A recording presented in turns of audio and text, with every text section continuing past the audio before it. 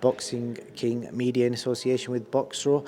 A nice surprise today. Lee Mcgregor, wasn't expecting you at the gym. So Lee, it's been, 11th of Feb last year, and you completely vanished. So just start off by telling me, where on earth have you been for the last year? Yeah, no, just a lot of things going on behind the scenes. Personal things, boxing. I've probably the unluckiest boxer in the world. Just luck's never on my side. Had many fight dates fall through last year. Just a frustrating year, and then before you know it, you're like, wow, like I've been inactive for a year. So again, not the best of years, but I'm hoping to start 2023 where I left 2021 off. Basically, I finished off 2021. I was getting spoken about highly. I was getting tipped to be possibly Britain's next world champion, or at least challenge for a world title. And I thought 2022 was going to be the year I became world champion. However, it just shows you crazy things happen in boxing, and now I'm going into 2023 just looking to get back in the ring, get some activity back behind me, and pick off, like I said, where I left 2021 off. You know, when you say issues, is that like management, promotional type of stuff? Is there anything you could talk about? Yeah, just about everything really. Fight dates falling through. To be fair, I was given a couple of fight dates, and then the shows never ever materialised and went ahead. So it was just, you could say, about everything. But like then you go back to even before my last fight, February, which again wasn't the best of performances. Before that fight, in the lead up to that fight, I was meant to fight. I'd signed a co-promotional deal with Matchroom, and obviously that part of that deal was to have the Cash Farouk rematch as well. So you go personally, like mentally and physically, it's been so challenging because going from signing that contract to, you can imagine on the contract, obviously Cash Farouk rematch, it was generating so much publicity. The expectation of that fight was huge. It was massive for the both of us, life changing financially for the both of us. Not just that, exposure, profile, everything would have just been absolutely amazing. So to get that pulled away from me again was just heartbreaking, and heartbreaking for Cash as well. And my thoughts go out to him also. I'm absolutely devastated for the both of us. My first fight with Matchroom was meant to be at the end of 2021 when I was meant to defend my European title against Abgayan. About 4 weeks before it, I was in Vegas. I received news that my dad had been run over by a lorry, and he was in a critical condition in hospital, so I had to rush back from Vegas.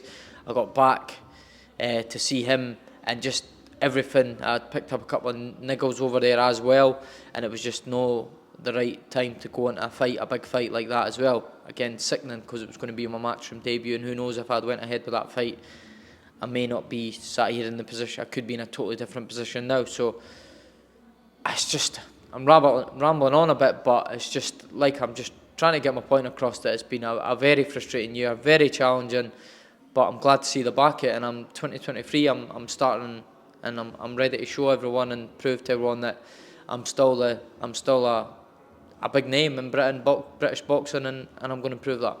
You're definitely not waffling on, because I think fans will be curious to know like whatever happened to Lee Mcgregor, because you were on this crazy run where you beat Scott Allen, you beat Cash Farouk, Ryan Walker, you stopped Gurfian around, and then you beat a 32-0 kid as well, and then you were like literally on the verge of a world title shot, you know what I mean? And then you've just completely vanished. So are you still with Matchroom, but what's the sketch there? Yeah, no, so obviously that deal, when I'd signed that deal, that was part of the Cash Farouk rematch was on that deal, and then again my first fight with them, I think it was maybe a free fight deal, and then we were going to look to extend.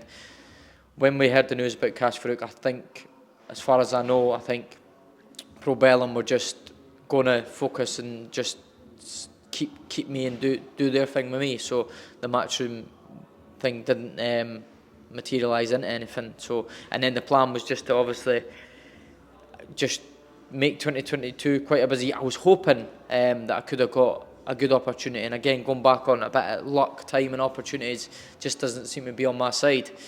I was hoping that my days were limited at bantamweight as well, so I was trying to hold out for a world title shot. I was hoping I could have maybe got a shot at Paul Butler, although he was obviously going for that big fight with Inouye, and no, I can't blame him for that. He would have changed his life for that fight. So there's no disrespect or anything to say about that. But I'm just gutted from my part that I couldn't get that fight, because that was a fight that I was I believe more than capable of winning, and I could have became world champion.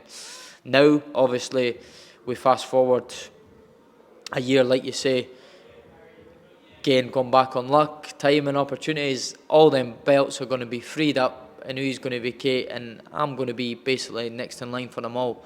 But unfortunately, I've obviously now outgrown that weight. I don't think it's possible for me to get back down to that weight. Not safely anyway. I think everybody knew my time was limited there. So just the same goals, just at a new weight. But the main thing is just get back in the ring, and then we'll take it from there. See what happens.